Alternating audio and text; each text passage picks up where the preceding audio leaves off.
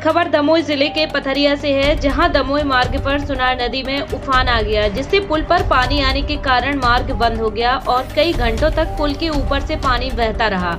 लोग पानी कम होने का इंतजार करते रहे। जब पानी कम नहीं हुआ तो लोगों ने अपनी जान जोखिम में डालकर रेलवे पुल को पार करना शुरू कर दिया।